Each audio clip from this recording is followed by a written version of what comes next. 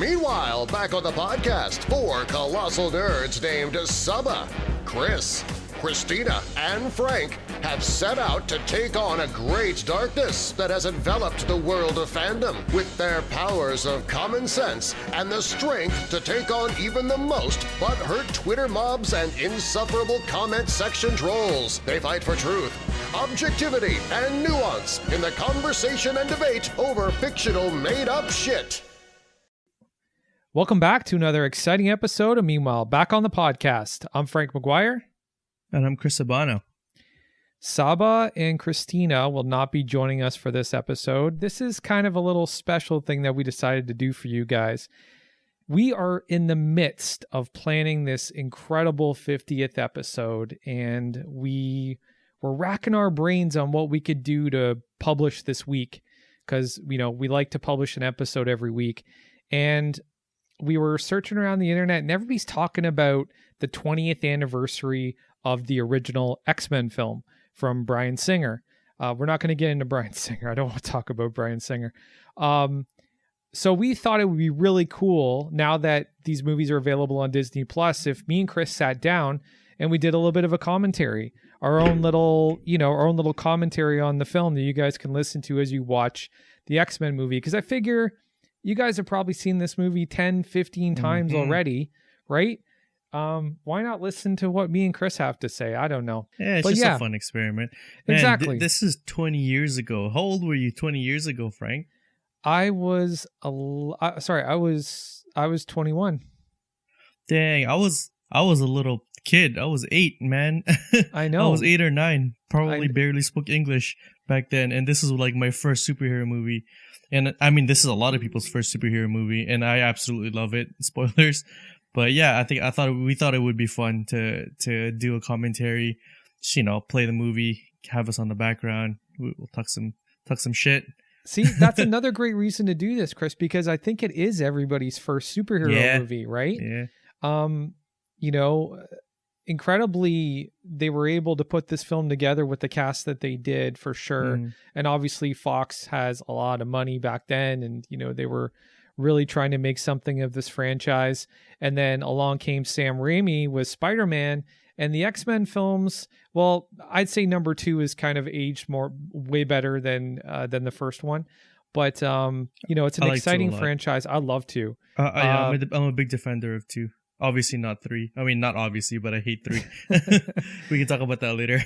Number 2 is fantastic, especially the stuff with Nightcrawler. Like the effects with Nightcrawler are really groundbreaking stuff, and I'm really excited. I was really excited. And Magneto, to see that film. like the deep dive into Magneto's like motivations. Yes, I really like it, because Magneto is one of my favorite characters in Marvel in general. Yeah. So we're not going to delay this any longer. Yeah. On the count we got of our 3. snacks ready. We got our drinks. What do you have, Frank?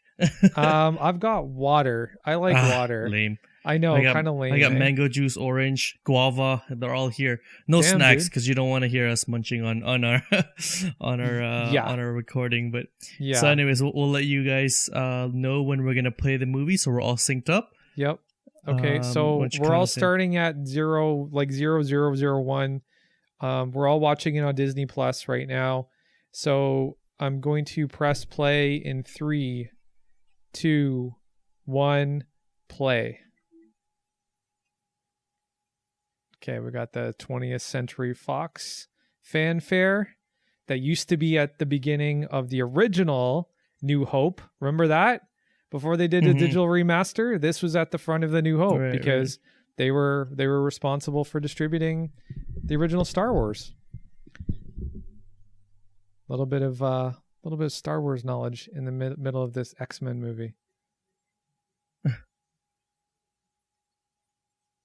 Oh man, Patrick Stewart. I love this movie. It was the first like serious attempt to bridge like realism of cinema with like the craziness of comics, and I think like they like sided a little too much on the realism, but being the first movie, it was like, you know, that's the only thing they could really risk, because they knew comic book movies were kind of like a risk. But I don't know. I enjoyed the mix of their kind of like the fantastical of the comic books and the realism of cinema.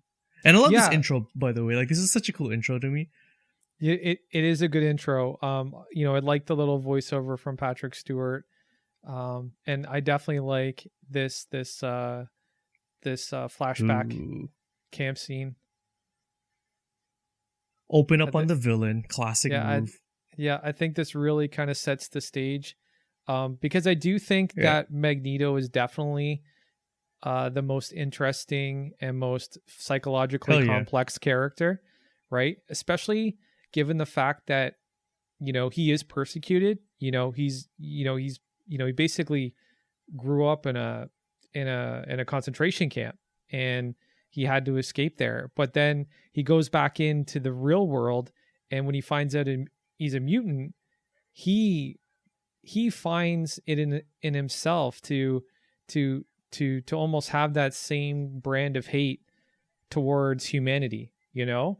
And I think that's kind of fascinating that instead of trying to do better, he kind of does the same thing where he kind of has this superiority complex over humanity, being a mutant, you know? Yeah. I think also like he's seen kind of like the worst that like sort of segregation and stuff can lead to, and that's why he's kind of like overcompensating in his own way, where he's like he doesn't want that to happen, because a lot of his motivations is like preservation of his own race, his own like I don't know, like his own species, I guess, if you call mutants their own species. And it's this like there's a lot of it is like protecting his own people, and obviously like he takes it to like the opposite that Xavier does, where he's more offensive than Xavier is. But yeah, I definitely like the whole like mirroring of his childhood to his like adulthood. Man, I think this scene's so dark. Yeah, no, I think what you're saying makes a lot of sense, man, because you're right. You know, he does still see humanity as a threat, and for some reason, being a mutant provides him with some sort of sense of superiority, which is what the Nazis had over the Jews, right? You know, or any of the other races that they looked down upon, was this sense of superiority. Or anybody, you know. So, and this opening scene is extremely powerful, and I'm pretty sure. And I love how like, go ahead. Oh, I was just gonna say, I'm pretty sure Schindler's List was like only 5 years before this, or 4 years before this. So, yeah. Sorry, what were you gonna say, Chris? Yeah, I love how they rooted. I just love how they rooted like the first showing of a mutant power with something so real and so like embedded in history. And I love the mix of the two of them, because like it's like this dark, realistic, like thing that happened that we all know about, and then like you see the first show of mutant powers, and so it kind of tells you like the microcosm of this movie. It's like, we're gonna mix real life with this like comic book world. So what do you think of the casting of Rogue?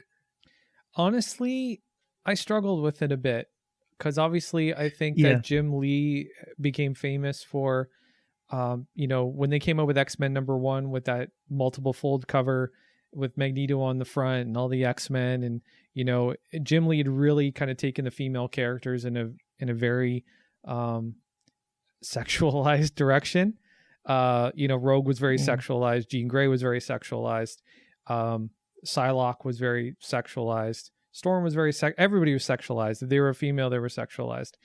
And I kind of saw Anna Paquin as a choice being kind of an attempt to move away from that and to kind of tamp things down a bit and make it a little bit more wholesome.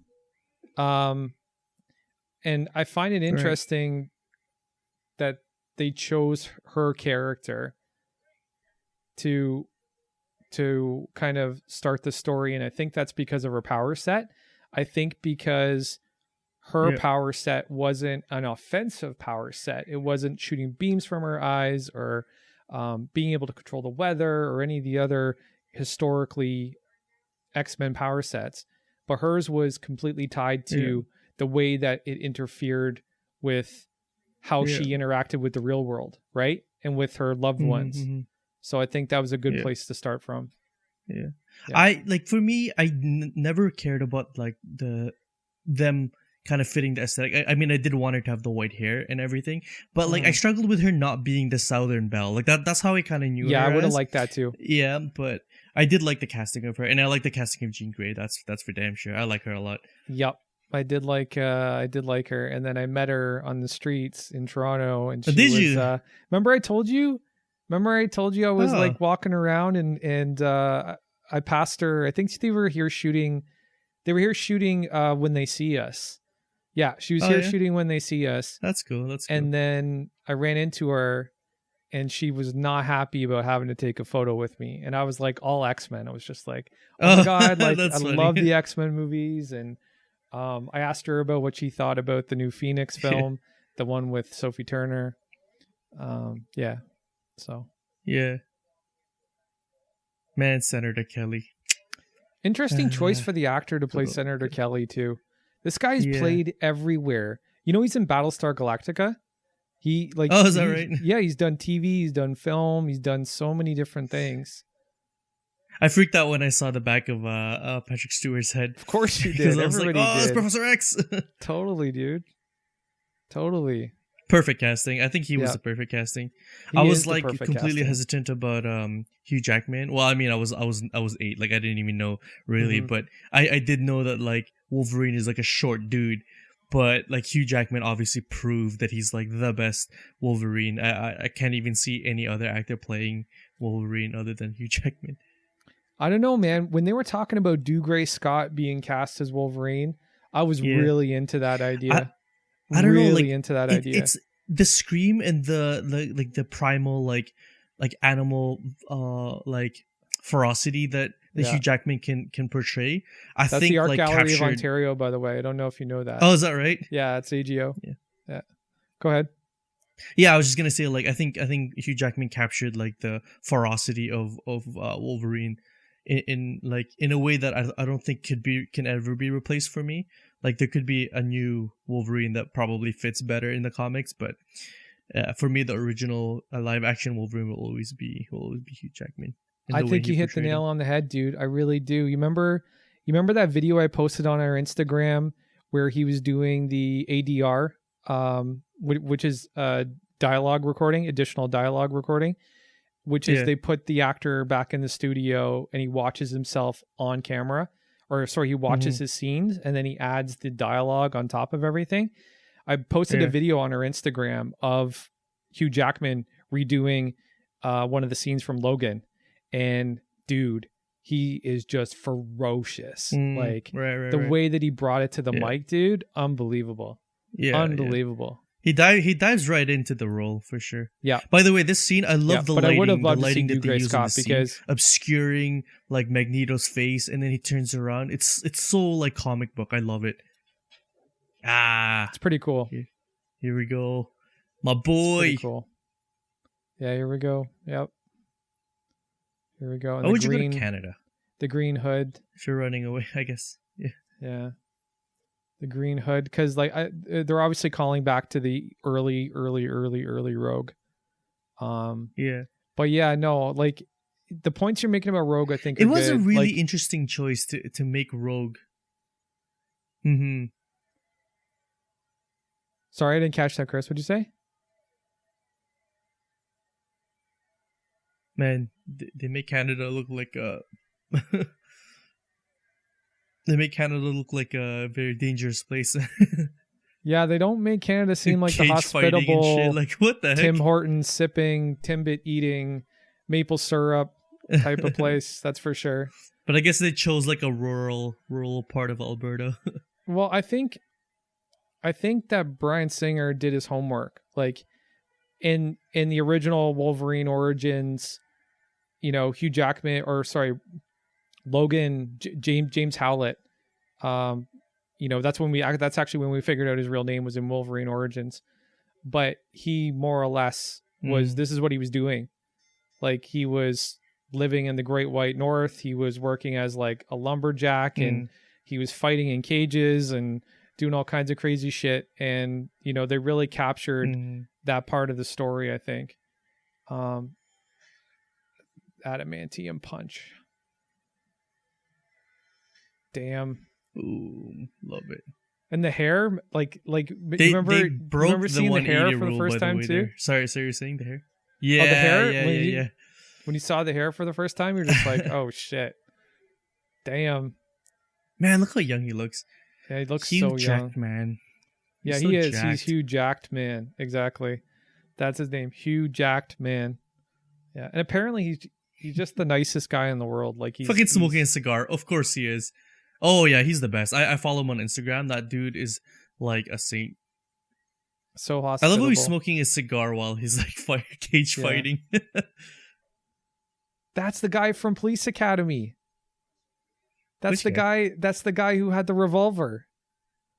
And Police I don't Academy remember. 1. Oh, the been a Canadian dollar bill, $5 bill. We don't even have those anymore. That's crazy. It's crazy. I was gonna say, you were talking about Patrick Stewart and his suitability for this character.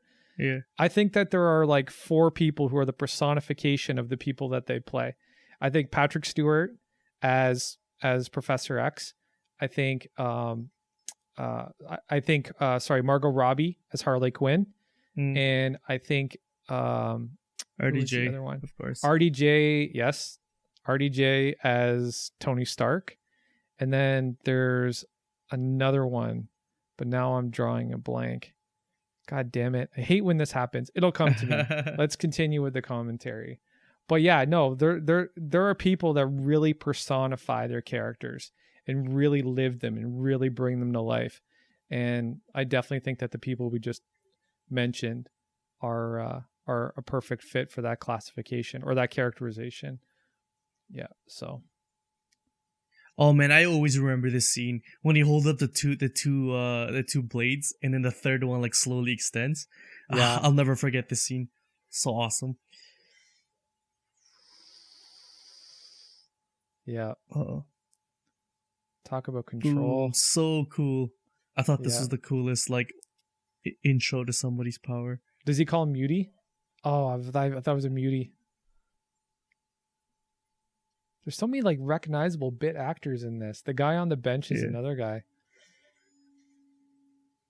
Fuck yeah. So fast. Damn. So fast. It's got like a quick draw. I love that snarl. Yeah. Me too. The intensity in the face. The jacket. Oh, I love the jacket. I was looking for that jacket at one point when I was younger. Yeah, I was me like, too. I want the Wolverine I jacket. actually saw it, but I couldn't afford it when I was that young. Yeah, I don't think that it in was the cheap. Deadpool jacket. Were you thinking of Deadpool? Because Deadpool's definitely Ryan Reynolds. I think Ryan Reynolds definitely is Deadpool. definitely one of them, definitely. But I was thinking of somebody else, and now I can't even call back to it. I want to say one of the Jokers, but I don't want to say one of the Jokers because they've all done such a great job.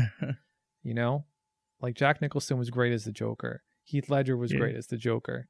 Joaquin Phoenix was great as the Joker. Yeah.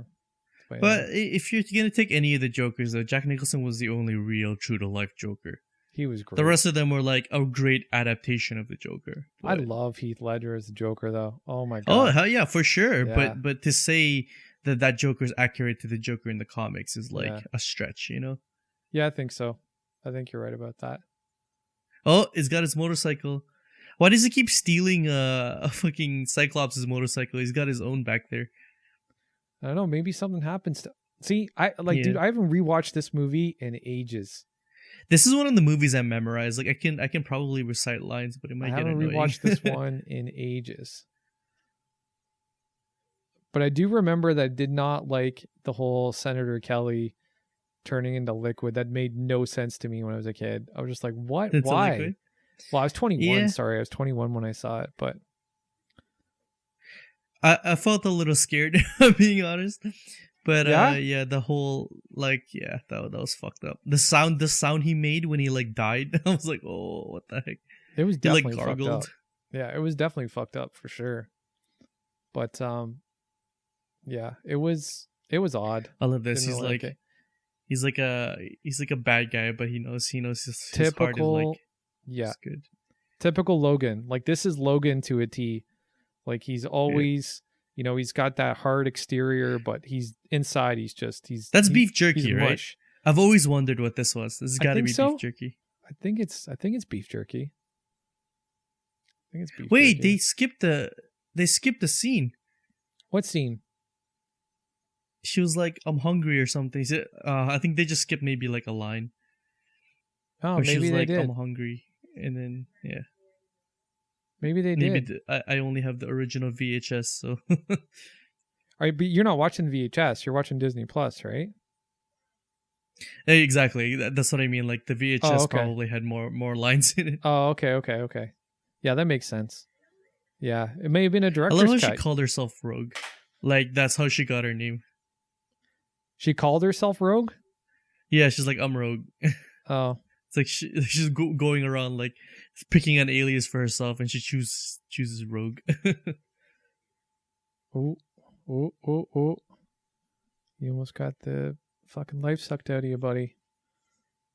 Yeah. Do you think they chose Rogue to be the one of the main protagonists because of her power set? Because I do. Like, yeah, absolutely. Yeah. I think there was a meeting to say like, how are we gonna show the life of a mutant in a very visceral like way where it's like not a gift or a curse. It's a little bit of both, and they all chose Rogue because Rogue's pretty popular, but she's far from the most popular. But I think her powers, her abilities lends itself to being like this very troubled character, right? Creating drama, like almost being exactly. an organic source of drama. Yeah. I think you're right, dude.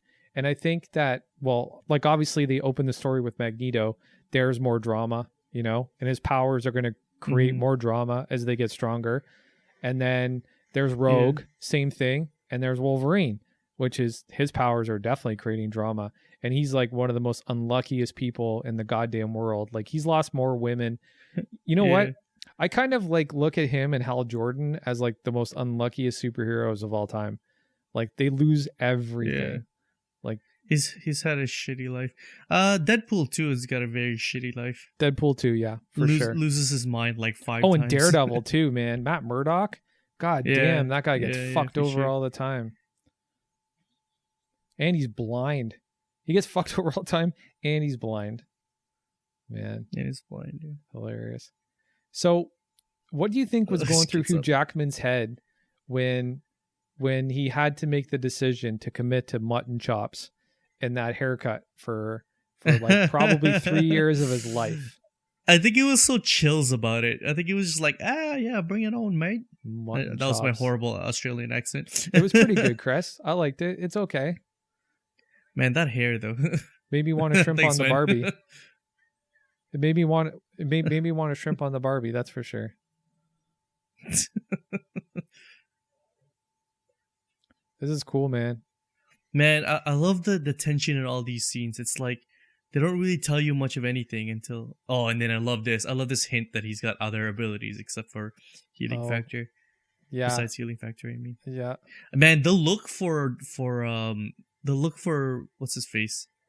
Sabretooth? What's this guy's name again? Sabretooth. Yeah. I think he looks really good here. Like I like the actor they got to play him in Origins, but this look of Sabretooth is like dead on for me. Yeah, this guy's a wrestler, right? He's like a pro wrestler. Cool. His name's like Tyler. Yeah. Tyler something. I can't remember his last name. But you're right. No, this is a callback to the actual look for Sabretooth for sure. And now we get an Tyler introduction. Mane. Yeah, Tyler Mane. Tyler Mane. Sorry. Shit. God, Rogue that was cool. kind of cheesy as fuck, I but wasn't a big fan. Which one? Just the jump, just the little like the aerial. Yeah.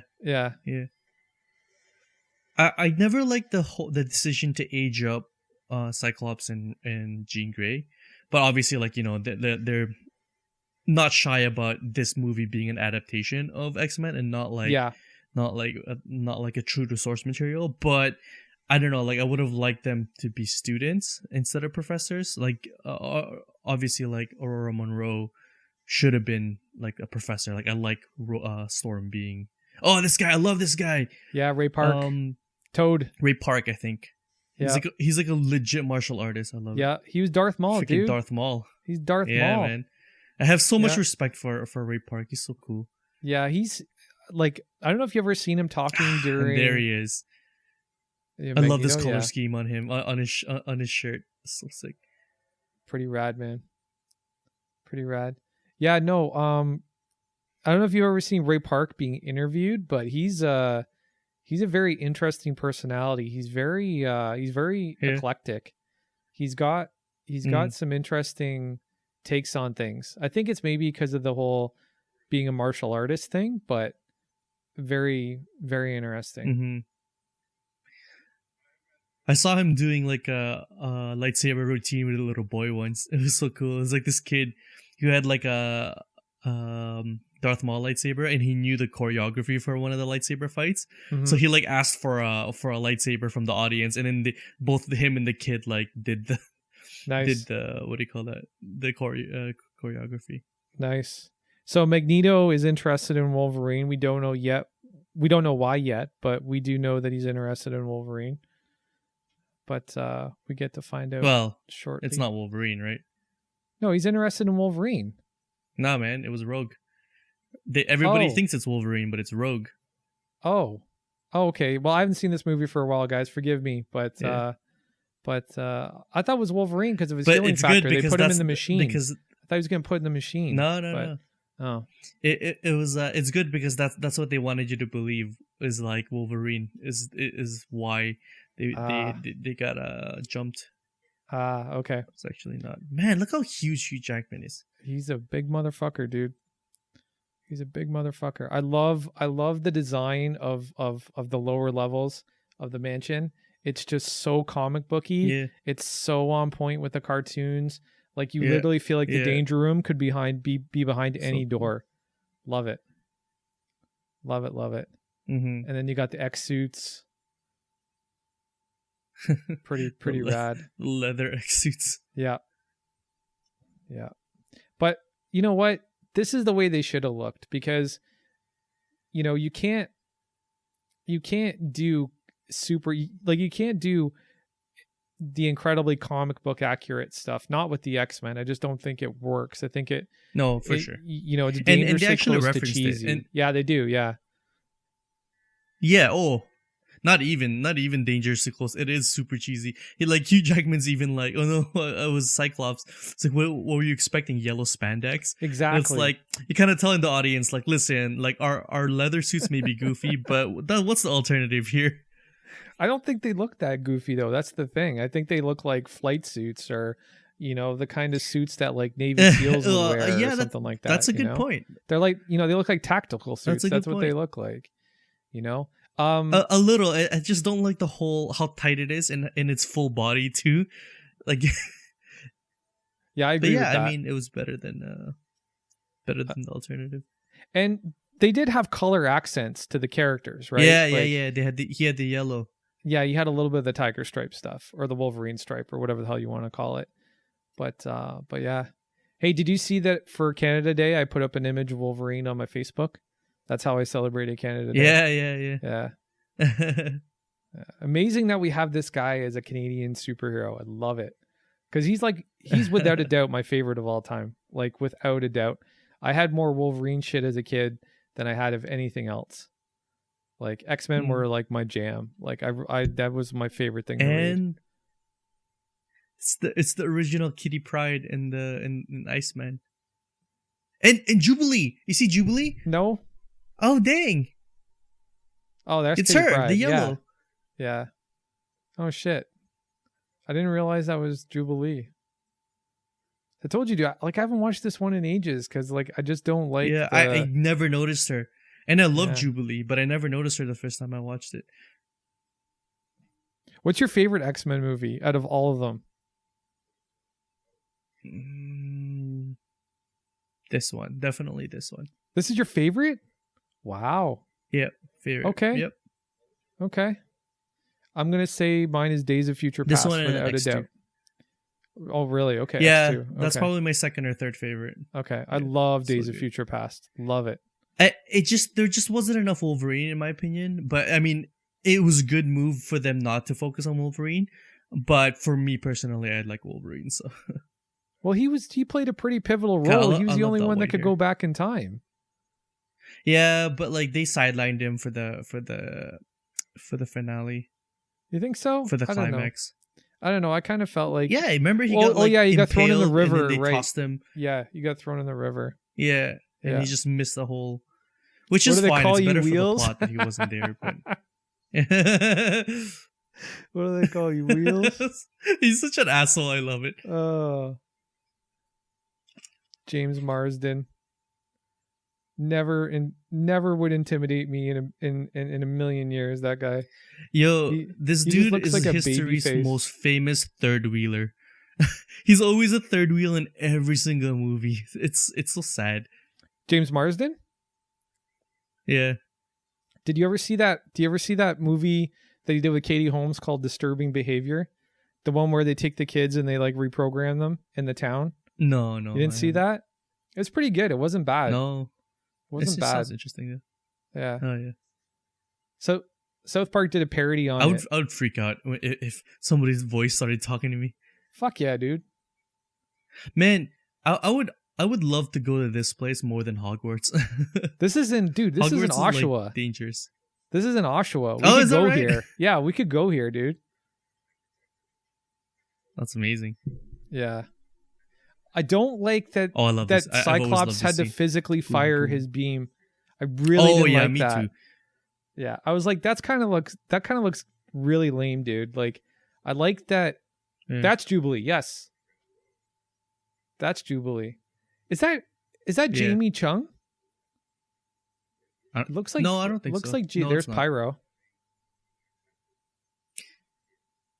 Yeah. and Iceman, Bobby Drake, who they made gay in the comics. I don't know if you know that. They made Bobby Drake gay. Oh no, he always was. Iceman was always gay for a very long time. Are you sure? I'm thinking like 90s. Yeah, he was one of the first. Him and Constantine were one of the first. I don't know what Constantine Constantine's is. I think bi. maybe he's bi. He is by but- 100%. Yeah. Yeah, but like they're one of the two, or sorry, two of the first LGBTQ, and they weren't prompted by any like political things. They were just made that way by the writers, which is a good thing. Interesting. Oh, Yeah, I love this. Like, oh my God. Like, they got so much of the comic book right. You know, the Blackbird, the Danger Room setup, Yeah. the look, the feel. Like, it was just awesome. Yeah, you could tell like they knew where they could risk it and where they couldn't, Yep. and they just hit it, a home run. Yep. Right? It's just like, yeah, like these suits are stupid. It's okay, we'll get rid of it, but we'll make wherever we can make compromises, we'll do it. And like I thought it was like amazing. Yeah, I agree, man. I think Imagine that, if they gave Professor X the freaking wheelchair he had in the show, that like flying thing. That'd be so goofy. oh, The thing that covers his entire legs. Oh, You know the what I sky mean? chair? Yeah, The hovering wheels. Yeah. Yeah. And then there was the animated series. He had those like Iron Man legs too at one point. He had Iron Man legs. It's Mhm. pretty crazy. Yeah. And again, I like that they didn't shy away from the the most overarching theme of the X-Men, which is prejudice, for sure. you know, and they dealt with it exactly. because that's what it's all about. Like that is exactly what Yeah. it's all about. Like even when you go back and you And I look love at, how they. go ahead. Yeah. No, go ahead. Oh no, I was just gonna say like I like how it's like they started the story off from like when like the world is kind of like just getting to know mutants exist and not like in this already pre-established world where like mutants are like have already been a big part. Like here it's like a new scientific finding. It's like brand new to everybody. I think it was like a really good thing for them to do it that way, because like there was a lot of room to grow. Yeah, I think so too. I really do. And I think that this movie was timed perfectly in terms of our socio-political climate because things were really starting to shift. People were really starting to talk about, racial tension in the United States and in Canada. And, this was, it was a timely release. Yeah, for sure. I think out of almost everyone, the decision to change Mystique into this like chameleon, like nude girl all the time, I think was really, really good, because her dope. original transformation thing, like she kind of seemed like a demon or something, and her clothes would always like change too. Like she'd be wearing clothes as a mutant, and then like it would just disappear, And I kind of like this version of her a lot, where she's kind of like this lizard chameleon like girl with yellow eyes and stuff. I don't know. Yeah, I loved thought it it was too. a good change. Also, the actress is like so beautiful. Yeah, no, the production design and the character design for Mystique is really, really on point. In the cartoon, she wore that kind of like white, kind of looks like a, I don't know, like a tunic or a sari or something. Yeah. And she had that like little skull belt, or like or the skull headpiece or whatever. But no, I like this look for her too. And yeah, Rebecca Romijn is unbelievable in that role. Unbelievable. Everybody kills it in this movie as far as performances go. Everybody does. There's really no bad performances in this movie. Not even the wrestler guy. Like, you don't really see any crazy overacting, and he's not even an experienced actor. So, we're going to take a look inside Wolverine now. And wait a minute. Is that an MRI? I don't know what it is, dude. Because he can't be in there. You know what I mean? You can't have metal in there. You'll fucking... It's a giant magnet. I don't know what it is, though. Oh, I like this, though. Man, I love Storm's hair. Yeah, Storm's hair is dope, so dude. Cool. Storm's hair is... I love Halle Berry as Storm. Like, I thought Halle Berry was hot already. When I saw her as Storm, I was like, okay, I'm good. Yep. I love her. Yeah. I want to see her with the mohawk, though. I want to see the Storm mohawk. Halle Berry with the Storm mohawk. That's what I want. I want to see her fight some Morlocks too, because that's what she does in the comics. She becomes the leader of the Morlocks. Yeah, no, I love this scene because it really added the Wolverine's story. Like, it really added a lot to Wolverine's story by scanning him and having to talk about his abilities and all that. Really like that part. Like, obviously I like Ray Park and I like this character, but I always thought it was a weird choice for them to choose Toad out of all characters to be part of this like evil ensemble. You know what I mean? Yeah, they were going for the Brotherhood. There's so many bad guys to choose from. Yeah, they were going for the Brotherhood of Evil Mutants, but I don't know. I thought, I don't mind Sabretooth. I'm not a big Toad fan, definitely. Like, I would like if I was going to cast an X-Men movie, I wouldn't be like, you know what? We really need somebody to play Toad. Yeah, we need Toad. We need Toad. But I don't know. I can't remember. There's probably a couple of action pieces where he kind of gets to show off his skill set, but not anything that I would really get excited about. Eric Lyncher. The Evil Brotherhood of Mutants. Wow. Yeah, these set pieces were big, dude. But it's kind of a cliche kind of villain lair too, like the water, the water around it, the long bridge. His office is probably something he would like chill in, because he's like this like kind of like this dignified old dude. But like this part is like, well, why do you live here? You're the bad guy if you live in this place, right? It's a cave. It's a bad guy cave. So I love this scene. It shows so much like vulnerability, and how much Magneto actually wants to is willing to sacrifice for his cause. Oh yeah, such a good scene. Yeah, he's willing to put himself through a lot of pain to be able to make this machine work. Kind of reminds me of that scene in Scanners though, when that guy's head blows up. Yeah. You almost feel like he's gonna fucking explode at one point. It's weird to me how long it took them to use Sentinels in the X-Men universe. Yes. Right?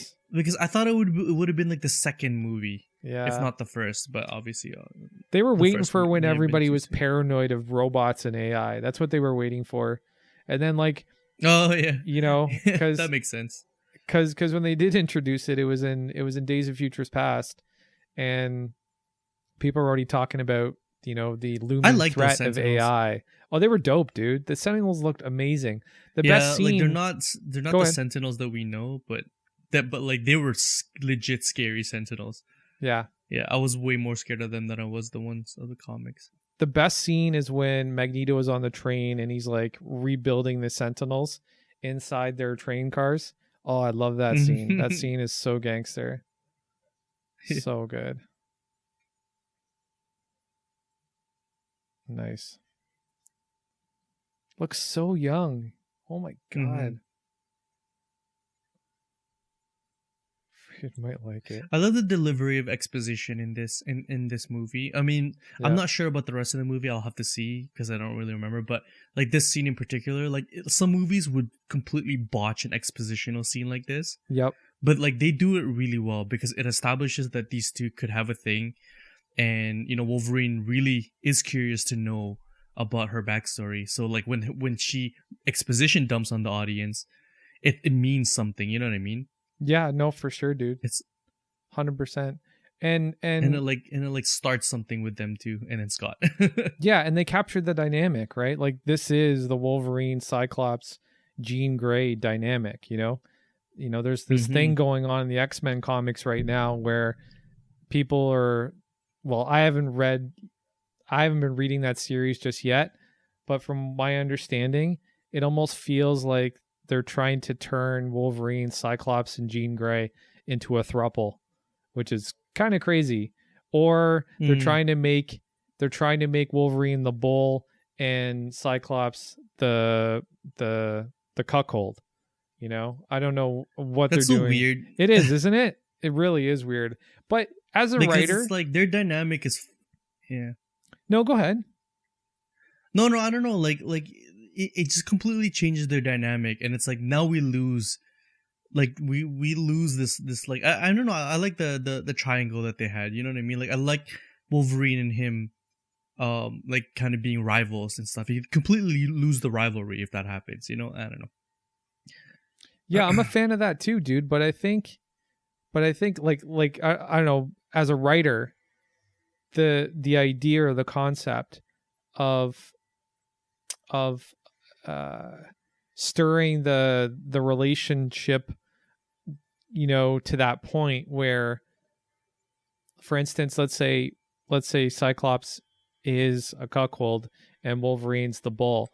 That's going to do something to their relationship in the field too, eventually, right? Yeah. So, oh yeah, this is.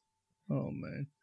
I couldn't I make sense of the look on his face at first. Yeah. I was like, how do you not immediately realize who you just stabbed? It took him like 5 seconds. Well, he did just have like a crazy dream. I love oh man, this is such a crazy scene. Oh yeah. I love the how they kind of parse out Wolverine's backstory. Like they show you these images and stuff, but they don't fully tell you anything really. It's just like, you know, there's something deeper, but you never find out. You really don't find out in this entire movie. It's only like the second one where you get more clues. I just like how they did that. They don't want to like give everyone instant gratification. True. And just kind of keep it like true, mysterious and keep them wanting more. But oh dang. This is great writing. This scene is such good writing. Yeah. Oh hell yeah. Such good writing. It's such a great way to use like powers in the world as plot devices, and in a very meaningful way.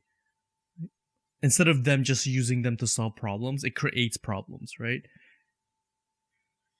Exactly, yeah. Wow.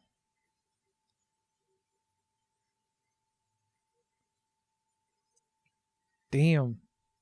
Kiss means, nah. That's so cool. Almost feel like shit. Yeah, that was very fortunate. I've always thought that like she could just normally heal herself if she touches someone, and then like this movie set me straight that it was actually like she'd have to touch somebody with the healing factor. Man, that was really lucky. Yeah, you know, I remember some people reacted like, okay, well, if Rogue touches Wolverine, claws should be coming out of her because he has bone claws. Nope. And I was like, no, that's not how it works, dude. Oh, this was weird. This was really weird. I was so creeped out. Yeah. I was like, oh my God, what did they do to this cat? Oh my Lord. Yeah. I don't know. Apparently the mutation extends to his clothes. Oh no, wait, he actually loses his clothes. Never mind. Oh my God. Oh Lord. I want to know what he's made of. Oh, I like this. This is good. Oh, he looks how gangster he is, man. His cape flying behind him. Oh, dude, did you notice that Sabretooth is wearing a dog tag too? Yeah. Oh, that's cool. Yeah. Oh, that's rad. It's really good attention to detail. That's awesome. Creates a little subtextual connection between Wolverine and Sabretooth. Mm. Well, the fans already know about the connection, but pretty crazy. Wow. Such a great villain. Oh, yeah, I remember this part too. He's just a mess. Oh. Uh-oh. What a shitty power. Turns into water. Yeah. Did not help him at all. That's for sure. It's your fault, dude. You get mad about. Oh yeah, he locks him in. Yeah. Like that's the second time he failed him. Yeah, that was a very Sabretooth thing. Oh yeah, this is the part I didn't like. He looked like translucent. Like he was like goo. He's literally goo when he comes up on the beach. Ugh. They had to shoot this part in California, but most of the movie shot in Canada. Oh yeah. Yeah. Oh yeah, man, what the fuck? So weird. Yeah, oh, that's he's got definitely gills. California. He's got gills, yeah. Interesting. Yeah. Stan Lee. Where? Stan, the hot dog vendor. Oh yeah. Nice. Love my little Stan cameos. Amazing. Stan cameos are the greatest. No lines. Nope, not this time. Rest in peace. I don't think rest in peace, brother, for sure. Rest in peace, man. That guy, he created everything. Like all the things that we love and all the things that we talk about. See, all the things this is what I really miss about like the old school X-Men. The chess games between Magneto and Charles. Like this whole thing, he sends like Mystique in to try to get her to run away because they can't go in and get her, so they do Gambit, and she goes in, impersonates Bobby. Like I thought that was like that's what I love about the old X-Men. Are you on the scene where they're playing chess? No. This is the scene where Bobby's talking. Mystique Bobby is talking. Oh, okay. to I got Rogue. confused because you're talking about a scene where they're playing chess. No. Like the intricate like mind games that they play on each other to like. Gotcha. To move pieces on the board. Gotcha. Man, Mystique is like the ultimate agent. The ultimate what? Agent? The ultimate like agent. She can just do anything for you. Yes. It's such a good move to like make her run away because they can't go in there and get her. Yeah. I wanted to get more of her backstory too. And you kind of do in First Class and a couple other films, but I definitely wanted more of her backstory. I definitely wanted them to play into that connection with Nightcrawler, and that would have been really cool. And Azazel. Yeah. That would have been really cool. Nightcrawler was a fascinating character. They did my boy Azazel dirty in First Class. They didn't even give him a proper He just like died in between films. True. He did die in between films. The First Class was good though. I really liked First Class. We gotta talk about that later. I have some problems with that movie. Well, I definitely have problems with it, but it's definitely not one of the worst X-Men movies. I think it's in my top I think 3. young Magneto is like cool. Like the what's his name? God, I love that actor too. What, Fassbender? Yeah, Michael Fassbender. Yeah. I think he's like a really good casting for that. And I'm a big fan of James McAvoy. Yeah, I like James McAvoy too. And Jennifer Lawrence. I like all 3 of those. They're all great actors. Cerebro.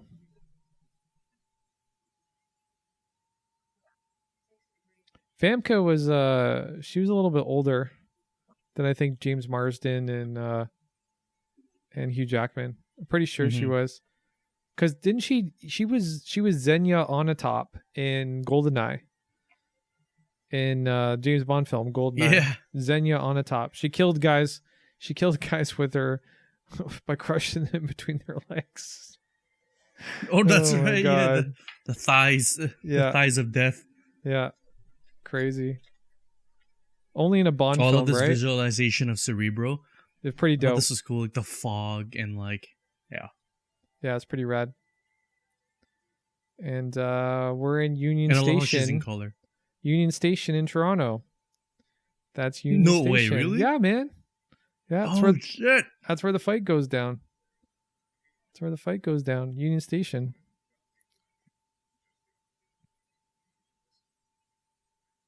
No, it's not. It's north. It's not west of here. It's north. It's true. Big fight coming up. Big group battle. Look at the car collection. God damn. Mm-hmm. Where's my motorcycle? Oh yeah, he's got that fucking just like a superhero team to have some sort of contraption, some super boost. Dang. Does a bike really need a boost like that though? Jesus. Depends on what the bike is, I guess. Okay, yeah. It's a cruiser. It's like an old style cruiser. I wonder if this was a Via train. Curious. Hey, kid. Logan's like your cool uncle that like lets you look at porno magazines and drink beer. Yeah. That's who he is. That's for sure. Are you touching your mic? Nope. Why? Why? You hear something? Oh, yeah, I thought you were touching me. No worries. No. Not touching my mic. Uh-oh, boy from school.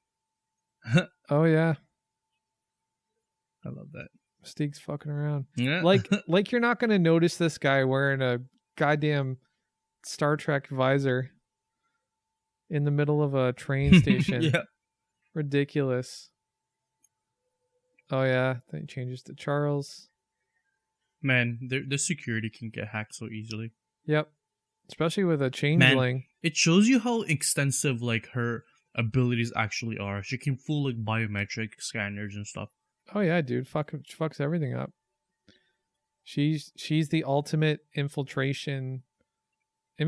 She's the ultimate infiltrator. She's the ultimate assassin. She's the ultimate just, spy.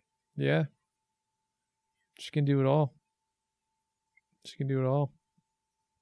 And they definitely underplayed her in when Jennifer Lawrence was playing her. There could have been some way more cool shit they could have done with her. Not that infiltrating Trask Industries and getting all those plans and shit wasn't cool, but it could have been cooler. That's for sure. I like how she was the key to like the Sentinels and all Yeah, that was dope. Yeah. I just wish she was like more evil than they made her out to be. No, Like, well, you got to have a place to go before you turn bad, right? Like, they had to make her somewhat redeemable before yeah, she I turns guess. bad, Except right? like the way they made her character is kind of like more like her being on Eric's side is more about her loyalty to him than loyalty to the cause.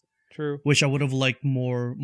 I mean, obviously, loyalty to him would have still very important, but like loyalty to the cause should have been more prevalent in her motivations, Mm-hmm. right? Because like it was kind of they kind of played her off as like she's either with Xavier or she's with Eric, and that's kind of like the crux of her character, but not I believe in Eric's ideology over Xavier's ideology, which is what this should have been.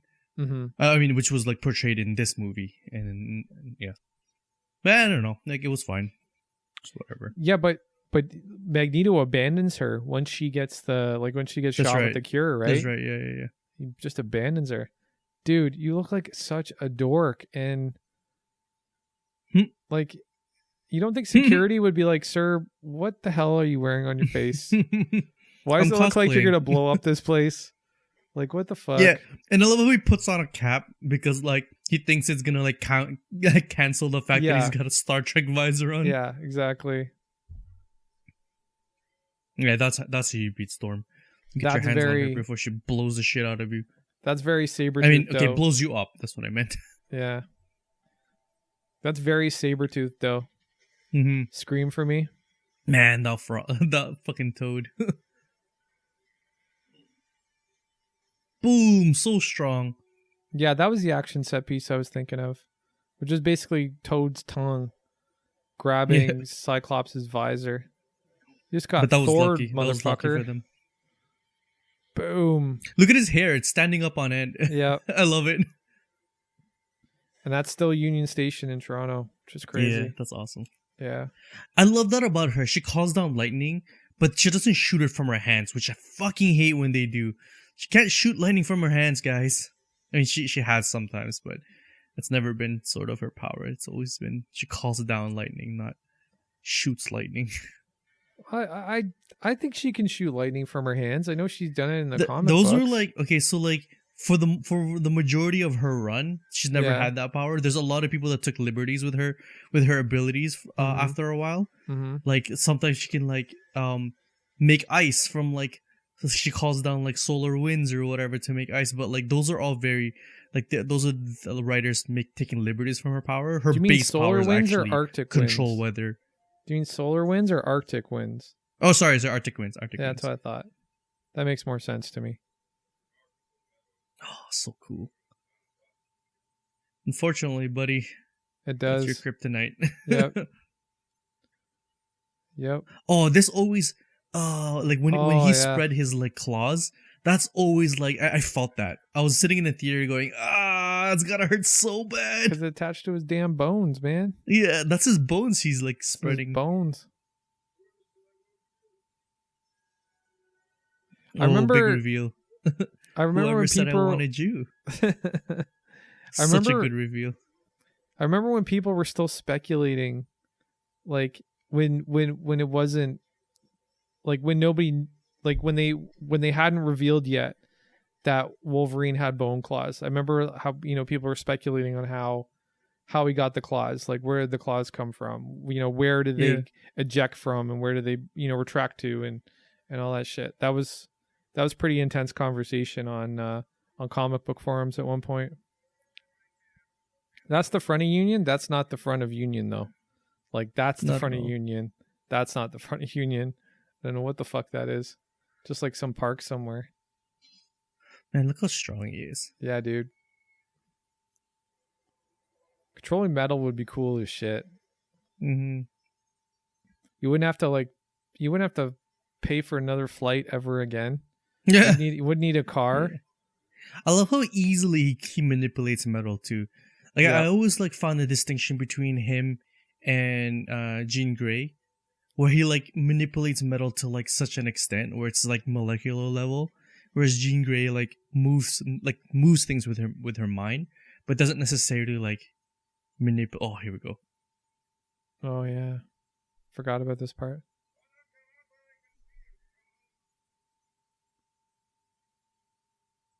This is Nice. good.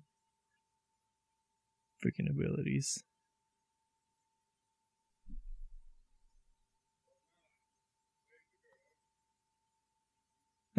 Nope. Crazy. I'd love an explanation as to how Magneto, like when he's dealing with multiple metal objects at once, like the way that he's got the guns kind of trained on each of the officers. Yeah. Like, how does he manage to do that? He's really powerful. No, I get that, but like, it's almost like an algorithm. Like he almost has to like set them up, you know? Yeah. Did you notice that Toad's wearing the visor? Things glasses. Yeah. Uh-oh.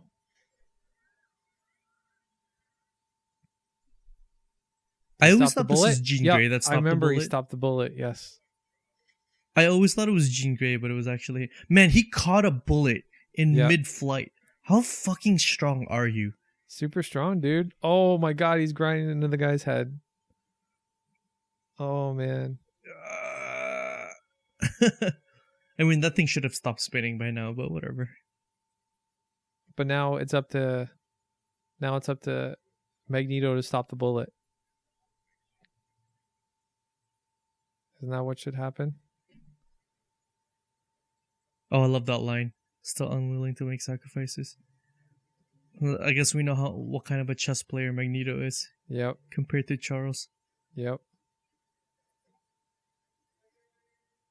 See, I always kind of felt like the pacing of this movie was a little off too. Oh, I never felt that. No? I thought it was cool. Yeah. I thought it was like set up, mini climax, and then set up again, and then full climax. I thought it was cool. Oh no. And I love how like Magneto only ever risks himself when he's ready, right? Like he doesn't go out. He sends like Mystique out for stealthy missions, and then when he sends Sabretooth for in the wilderness or whatever, because that's what he's good at. And then when he's ready, then he'll show his hand and then like attack in full force whenever he needs to. Yeah.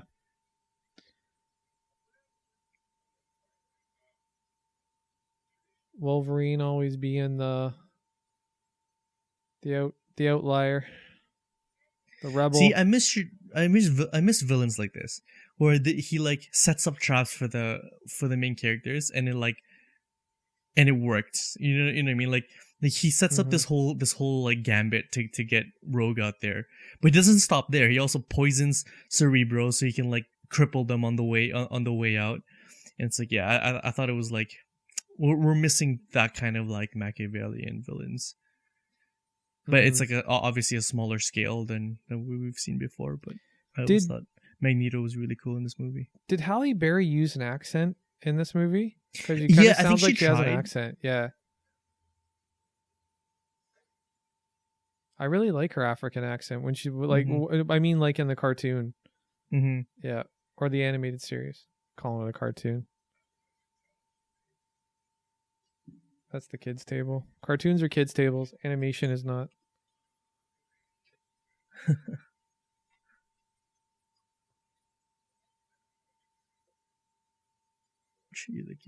How did he know about Professor Xavier's school? I don't know. That's a good question.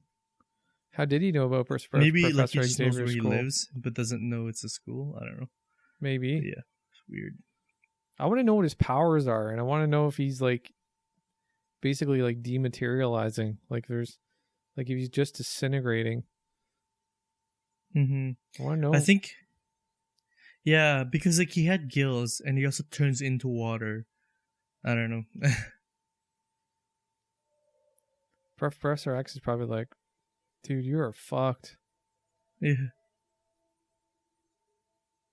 So good news and bad news. Good news, you have abilities. Bad news, terrible abilities. So in this part, do you think he goes back in time to that moment? Is that what happens? No, not at all. This is a memory. Oh, okay. Man, I love he the could visual do that, representations of his powers. He could do that, though. Didn't he need help from, wait. Oh. No, he can't. I think he needs help from, are you talking about, like, Days of Future Past in the comics? No, I'm talking about, I'm pretty sure that he can project his consciousness into different timelines. I think I've seen him do that multiple times, and maybe in some maybe in some crazy comics. Yeah.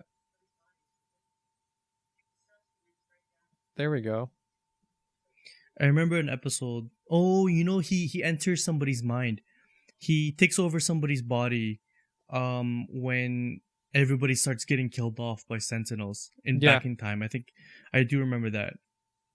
Yeah, he can take over someone's mind for sure. I've seen him do that a couple times.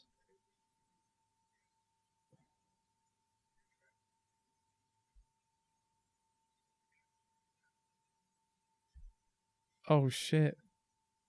Totally forgot about that part.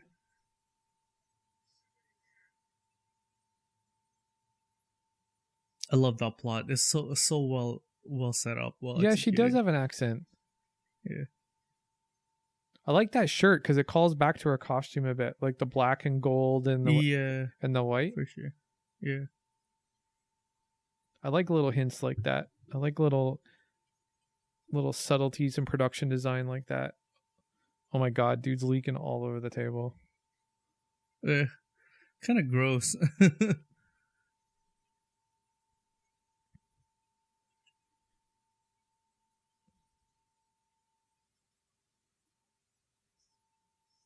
I gotta say, the X-Men jewelry is a little inconspicuous. Mm-hmm. You know, like if you're part of a secret clandestine group of mutants, should you be wearing a piece of jewelry with an X on it? I don't know. Yeah, like Xavier wears a pin all the time with X, and his wheels has X's. Yeah. Yeah. Oh, so gross. Yeah. Oh, gross. Wash your hands, girl. Just turned into water. Oh, that sound he makes, though. Ugh. Yep. Poor dude. That must be really painful. I mean, who knows? She just dips. Get Logan nice leather pants, Storm. Were you disappointed that they didn't make him comic book height? I was. I remember thinking he should have been shorter, but as soon as I saw him act, I'm like, nope, this is the Wolverine. Yeah? I mean, granted I was 8, but gotcha. like, do you know that there was talks to cast Danny DeVito as Wolverine at one point? Yeah, because of the height thing. Yeah, I remember. That's crazy. God. Yeah, let's not do that. He was great as the Penguin. I won't take that away from him, but as Wolverine, that's definitely true. No, man. Not good. Oh yeah, he gets poisoned by Cerebro. It's weird. I've always found it weird how he got poisoned by like a chemical. Yeah, I found it weird too. It didn't make any sense to me. Like it literally made no sense to me. Like how does he's not being injected by anything. Right. And how did Mystique and Magneto know exactly what to do to Cerebro to incapacitate him? That was actually explained because Magneto helped them build it. Oh, and that's why he has the helmet too. Right. Because he knows how to counter it. Right. Listen, guys, I swear I've seen this movie. I just haven't seen it in a while. There's so many mistakes I've made so far. 20 years. That's a lot. That's how old this movie is. It is 20 years old, bro. I haven't seen it in ages. Yo, this fucking Cerebro is a hazard. He's like, there's no like hand railings. It's just like a platform in the middle. Totally. I love it.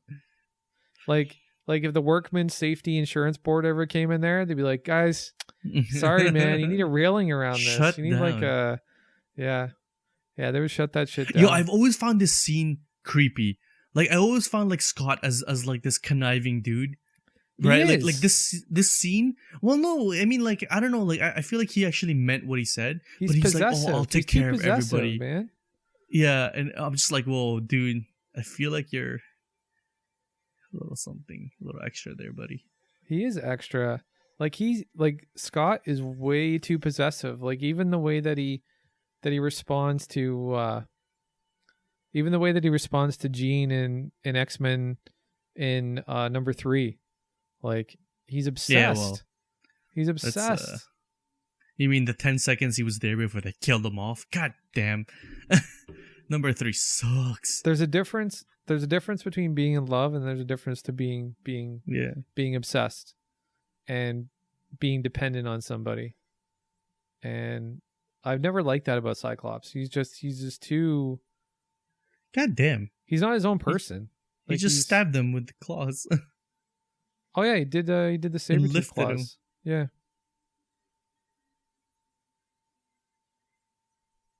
Nice camera work. I'm trying to remember what building that is. Well, we know that that's the Statue of Liberty, but oh, it's Ellis Island. Oh, I like that. Oh, I didn't even connect that. Mm-hmm. You know why that's significant, right? Because tell me. Well, because X-Men is this story about prejudice, right? And Ellis Island was where the immigrants, back in would come into the country, and they would be either given a new name or right. Yeah, Ellis Island was the port in which most of the immigration ships came in. You know what I also really liked about this movie is the kind of the hyperrealism, not hyperrealism, that's the wrong word, but the realism of like grounding this movie in the real world kind of fades out towards the end of the movie, and then they start doing like as soon as they kind of sell us on the fact that yes, this is going to be a superhero movie, you're going to have to suspend your disbelief, but they don't do it right away. They do it gradually up till like the finale where they do like really ridiculous things. Namely, my favorite scene in this entire movie is when Wolverine like gets thrown off the Statue of Liberty, and he like hooks around like the Statue of Liberty's crown and like spins around it, right? Remember? Yep. Like when they do that, I love how like those kind of things happen at the end, and they like gradually kind of help us suspend our disbelief, and then by the end you're like, this is not as ridiculous as I would have thought about, like if I saw this in the beginning of the movie, because it like I think gave us like a slow start up to it, you know what I mean? No, I really like that. I think you hit the nail on the head, and you were talking about the set pieces, the action sequences and the stunts and everything, but I think the one thing that remains with this film is that most of the memorable scenes don't even have action in them. They're very character driven. They're very performance driven. 100%. Which is unique for a comic book film of this age. You know what I mean? Like, most of the comic book films made around this era. Like, I think, before we started this, Chris, I was asking if you saw that original Captain America movie with Ned Beatty in it, which is horrible. Like, that was cheese as fuck. And the Punisher movies were cheese as fuck. And, there was never really anything good in terms of the comic book genre when it came to film. But this really kind of took it to a new level. Yeah, this definitely, like, bridged the gap between those ridiculous movies where it's like, let's make it, like, when everybody thought the only way to make a comic book into a movie was to make it, like, goofy. And then this bridged that gap where it's like, you can make a serious one. You just have to know a balance between realism and comic book ridiculousness. Okay, so the costume. I love the costume, like, when I first saw them. I was disappointed we didn't see, like, I don't know. I've always loved the Cyclops costume with the utility belt across his chest. That's my favorite Cyclops and, like, the blue costume. and yellow. Yep. Like, I've always loved it. And, like, Wolverine, obviously, like, classic. I love classic Wolverine costume. I don't know how they could have made it work, but I think it was a good compromise for them to do these, like, uniform leather, like, sort of tactical, like, they're like flight suits. Gear. They're tactical flight suits. Yeah, basically. Yeah, I like them too. I think they fit. Like, the gloves are a little much. Like, why do you need full-on gloves? It feels like the gloves are attached to the full bodysuit, so that if you want to take off if you want like your bare hands, you might have to like take off the entire bodysuit. True. That's kind of what it looked like to me, which is stupid, but true. Everything else, I think it was really cool. Well, we were talking about where this film sits in terms of the hierarchy of the other comic book films within that time period.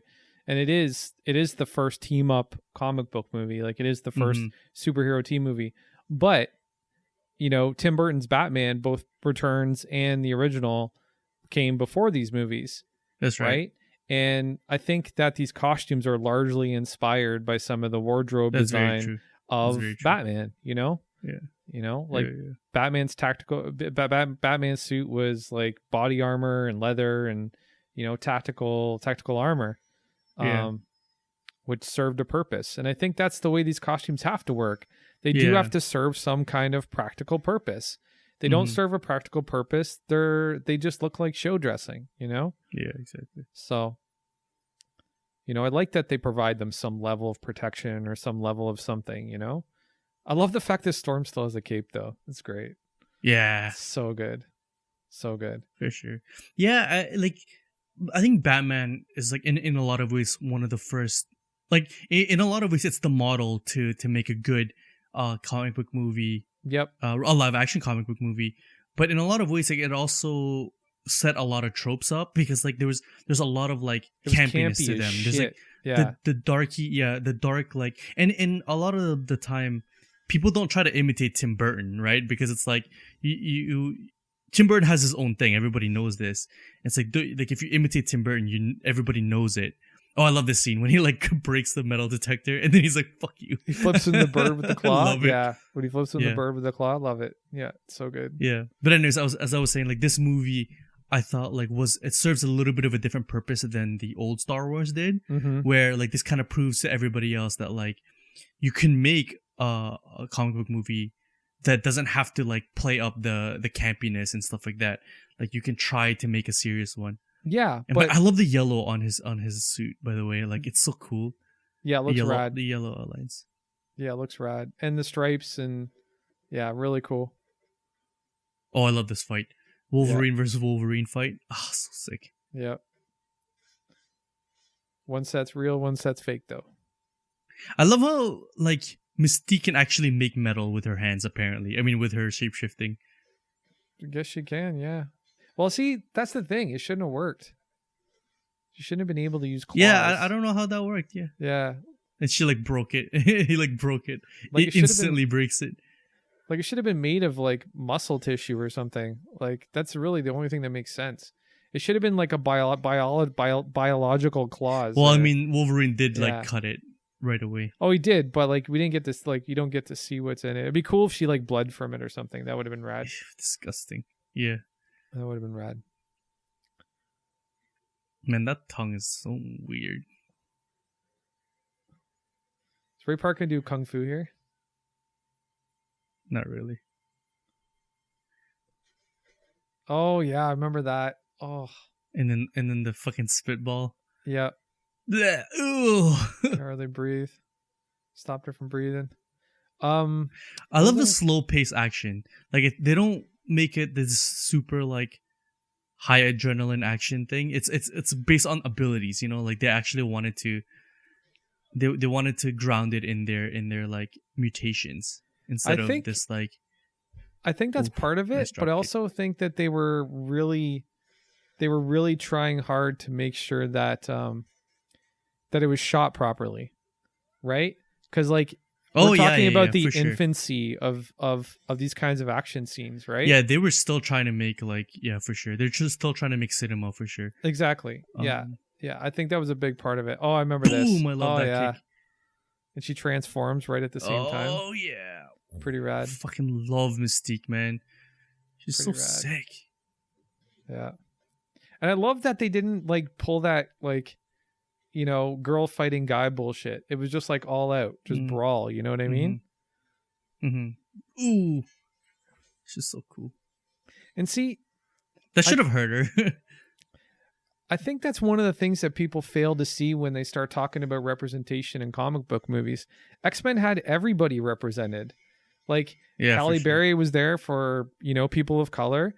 You know, there was lots of women in this movie, lots of powerful women. Mystique, for example, obviously, Jean Grey. Like, and, you know, I think people forget that very quickly. They're like, you know, and also like they did all of that for creative purposes and not for like, you know, not for like making a political statement.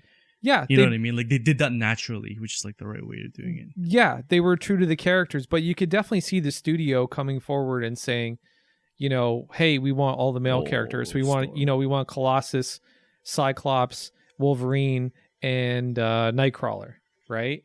Like they could have done that, but they didn't do that because I think that this time when this movie was made was kind of when everything really started to jump off with representation too. Representation was a big deal during the the late 90s. Man, I don't know. I feel like good filmmakers don't even think about that. They just they just make good filmmakers a natural don't. thing. You're right, but the audience does. That's the problem. Good filmmakers don't, but the audience. Oh, does. I love this Halle Berry line.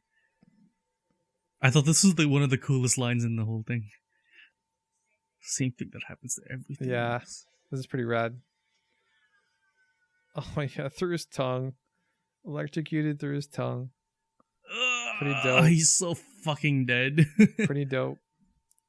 Definitely dead, yeah. I think he's the only one that never comes back. I think he actually just died there. I wonder if they rebuilt this set to look like inside the museum in the in the Statue of Liberty, or if they actually did it in the Statue of Liberty. Probably a set. That's my guess. Because they destroyed a bunch of it.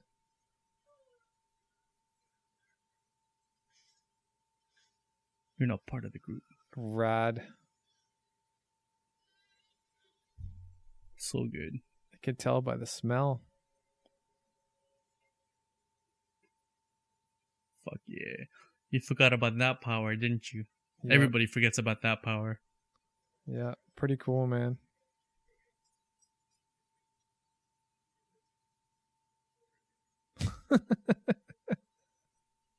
Prove it. You're an asshole. Dick. Your dick. I love it. It's kind of insane that they had to be contentious right away. You know what I mean? Like I know that they'd be trying to be true to the comics. God damn, you contagious motherfucker. Ugh. I know they're trying to be true to the comics, but they really tried to start out with right off where the comic books left off with this contentious Cyclops Wolverine relationship, you know? Mm-hmm.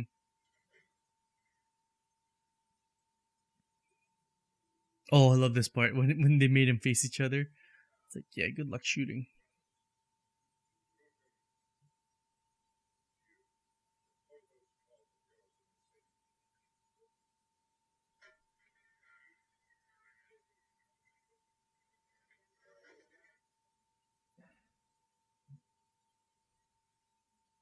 So strong. Yep. Final scene. Yeah, I love the use of their mutation and how it's used to create problems and solve problems. I think not enough modern comic book movies do that. Actually, I don't know, Avengers movies are pretty good at that too, but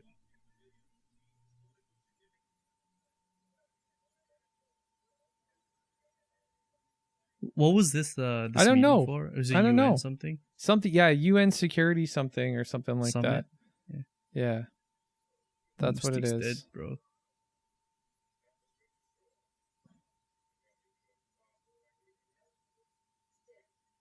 Nope.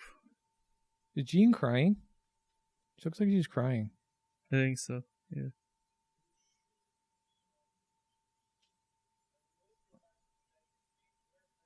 Oh yeah, they're yeah, that's why they're doing it. I love his plan too. It's not strictly speaking, he's not trying to kill a bunch of people. He's just trying to turn them all into mutants to live in this, so there wouldn't be segregation, right? Yeah, he doesn't want. Obviously, it's a smaller scale, but it's not an evil plan really, because he doesn't really know if the side effects are death. He's hoping it's not. Obviously, he doesn't care enough to test it, but yeah, he's hedging his bet on the idea that if he turns everybody into a mutant, then they're not going to hate mutants anymore, right? That's the idea behind this plan.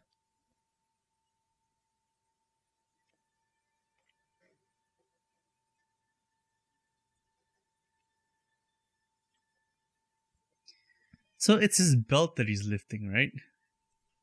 When he's flying like that? I don't know. It could be the iron in his blood. Could be... I wouldn't think I'd pull myself. If I was Magneto, I wouldn't pull myself from my blood. That must be so painful. It just rushed to your head.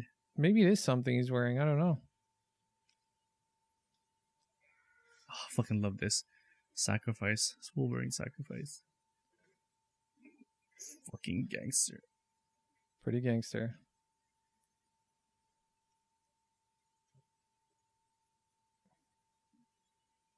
Uh-oh. Here we go. Poor Anna Paquin. Oh yeah, this is a good fight. Yeah. Yeah.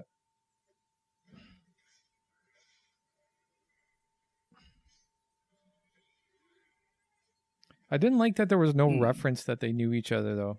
Yeah. It's kind of silly. You know? They didn't really know if they were gonna go with that, right? Yeah. It's too early. But yeah, they should have.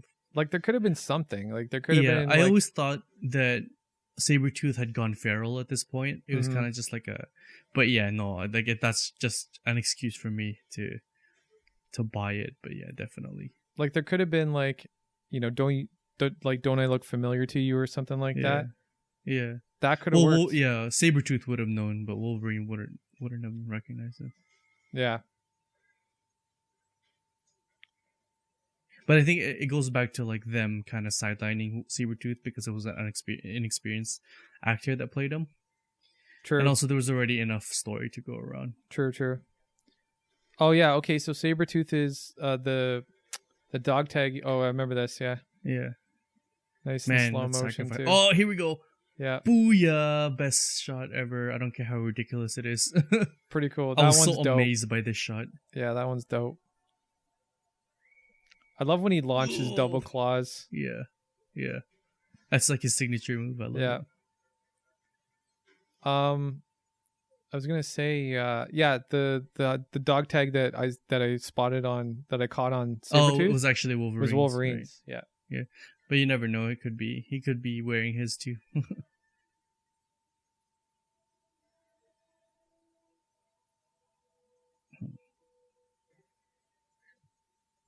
Man, what a gangster.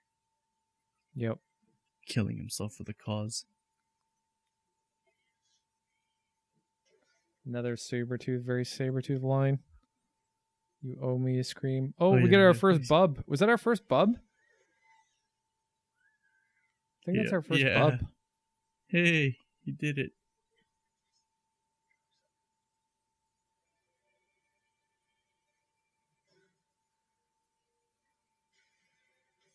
Didn't they use that same trick also in Age of Apocalypse? Pretty sure you they mean just did. Apocalypse? Yeah, Apocalypse, X-Men Apocalypse, or pretty sure they used it. I don't really remember that movie because I don't like it. It wasn't horrible. It wasn't the greatest, but it wasn't horrible.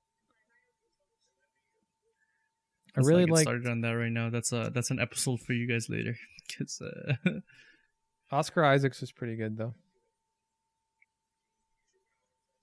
Pretty good. Here we go. That's a cool shot. A little bit of X music.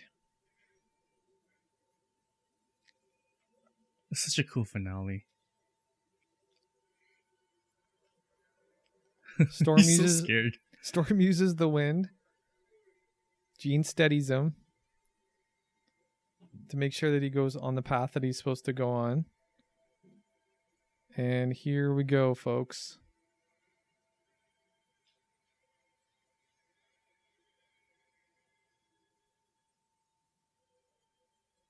Big claw strike coming. Oh, yeah. Oh, shit, here it comes. Such a good shot, too. But he's supposed to be too weak. He's supposed to be weakened. Yeah, and that's why he's not just like throwing him off the roof immediately, I guess. Yeah, but he's bending his claws back too, dude. Oh, and her hair just turned white. Gangster. Oh, I thought that was so painful too. Her hair just turned white. Yeah. Rogue hair. Yeah, finally. Get that rogue look. Oh, Snizap. Come on, hit him. That's a lot of extras. Hit him, Fuck. bro.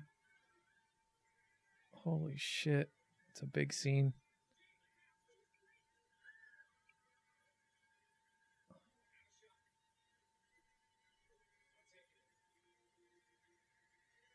No, what do you mean? Take it. Take the shot. He should have shot Magneto ages before that. That's the other thing I didn't like about this ending. Yeah. Like if he was aiming at Magneto, why didn't he shoot him right away? Didn't make any sense. I think they wanted to give Wolverine his shot before, because he might miss, I guess. I don't know.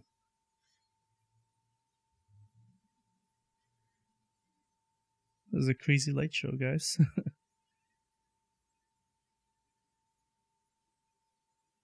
Yeah. Chekhov's gun gives him his gives her his abilities. I love that foreshadow. Mm-hmm.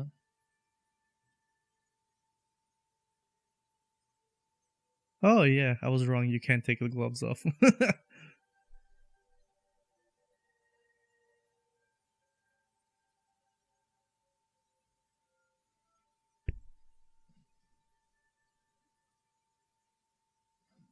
He's not being jacked by the power that much.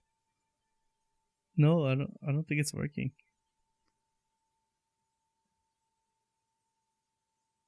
Oh yeah, it kicks in like right now. There you go.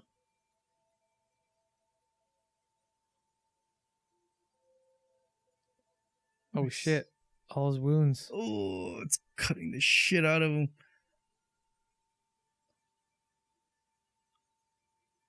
Well, ugly looking blood. That was way too bright to be blood. That was way too bright to be blood, yeah. Damn, dude. All his wounds just like opened up. All the ones he just healed from.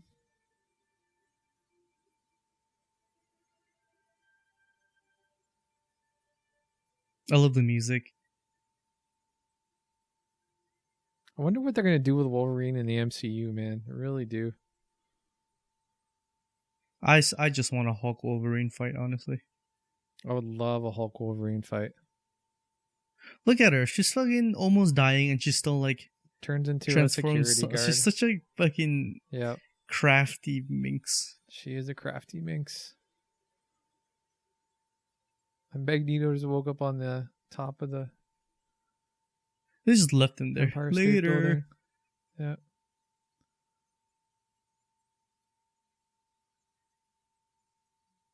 I really like how they sidelined him for the fight. And they because in... Go ahead. Sorry, what were you saying? Yeah, because in the train scene or the train station scene, you see how powerful he actually is. True. Magneto couldn't risk him being in the fight because he knew he wasn't going to be in the fight because he had his whole device thing going, right? Yeah, and they kind of foreshadow Dark Phoenix a little bit too with the look that Jean has right now. Like she looks a little bit darker than she did originally.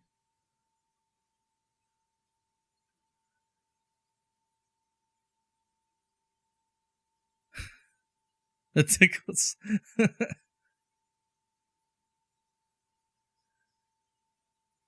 How do you feel about Jean kissing Wolverine all the time? Even though she's with Scott. Like she's done it a couple times. She kisses him. Yeah. She kisses him in the next movie. She kisses him in the comic books. Like, it's so, I don't know, dude. It's you almost lose respect for her. Like she's just like, is she that shitty a person? Well, desires and all that. I guess. That's how love triangles work. All love triangles are like that, really. I guess. Like the person who's stuck between the two prospects are always kind of like assholes in real life if you actually think about it. Because it's almost always like they're with somebody but like somebody else, and that's kind of there's no getting out of that one. Oh yeah, foreshadow. Yep. I love it. I think it was so smart for them to like use Wolverine's backstory as like a hook for the next movie and the next movie, and always keeping him in the dark and keeping it mysterious. Yeah. And never giving up enough. Never giving up too much. And Brian Cox was so good as Stryker. So good, dude. Oh yeah. Brian Cox For is sure. amazing. One of the best. Again, that's the AGO. Mystique. How can you miss that though? As if you're a viewer, like you definitely, everybody would have seen that yellow eye, those yellow eyes. Dude, there's literally like a ton of people on YouTube who look at YouTube videos waiting for people's eyes to change because they think that it's the lizard theory. the lizard theory. Yeah. Yeah. Fucking Illuminati theory. They're it's like, so funny. they're like, oh my god, lizard people. Oh my god, you see his eyes? They like changed on video. It's called an artifact, you moron. Jesus Christ. Video frames aren't always perfect. Ridiculous.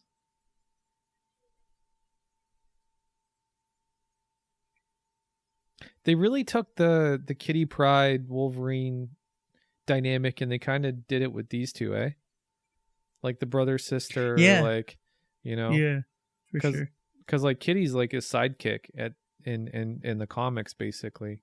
Like she even had they even had their own miniseries together, Wolverine and Kitty Pryde.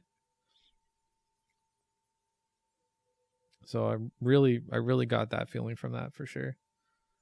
Yeah, she could have definitely been replaced by Kitty Pryde really fast, except the plot would have had to have been different, I guess. That's probably why, because they really wanted the whole like person that's like, you know, cursed with powers instead of blessed by him.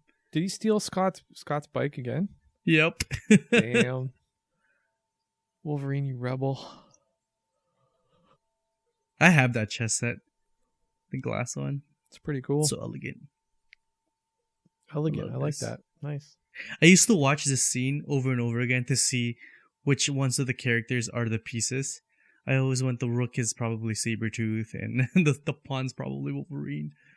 But I don't think it went that deep. I love their relationship. It's so cool.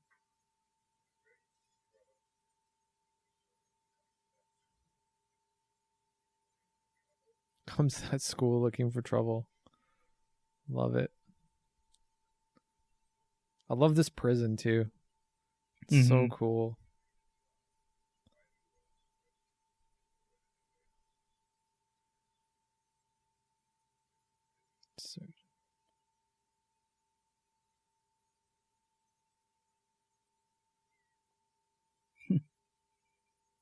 Such a good actor. Both of them. Ian McKellen is such a Sir Ian McKellen is like he's such a good actor. Yep. Gandalf man. Magneto.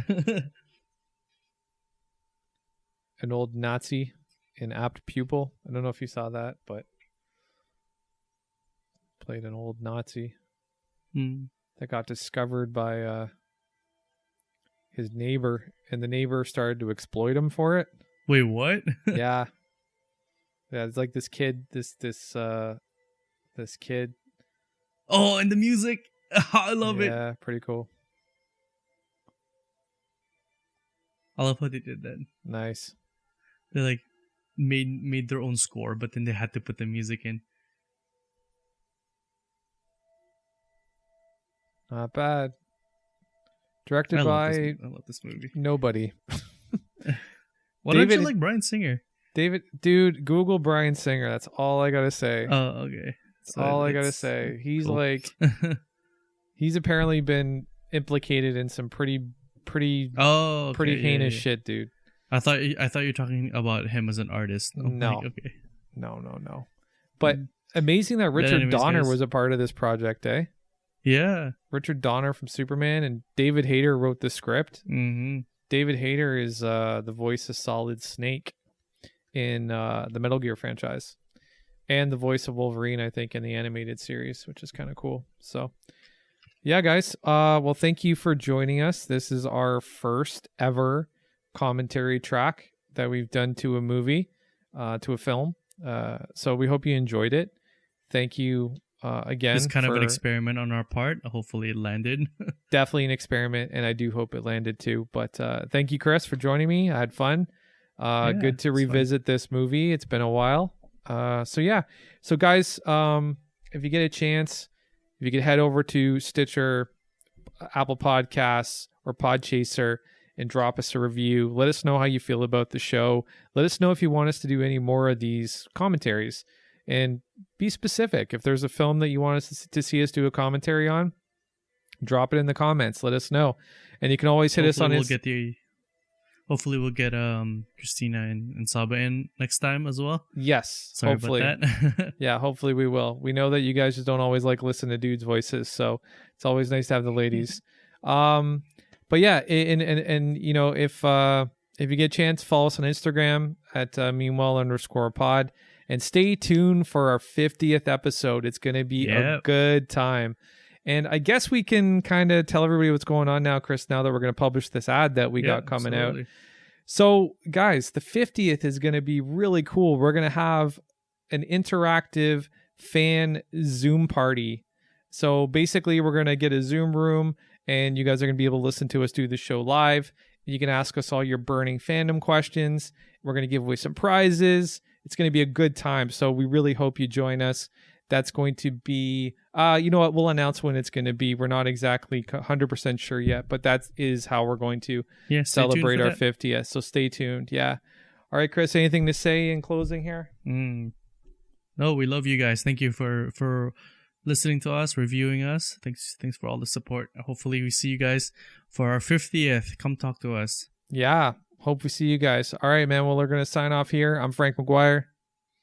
And I'm Chris Ibana. Peace, guys. Later. Peace.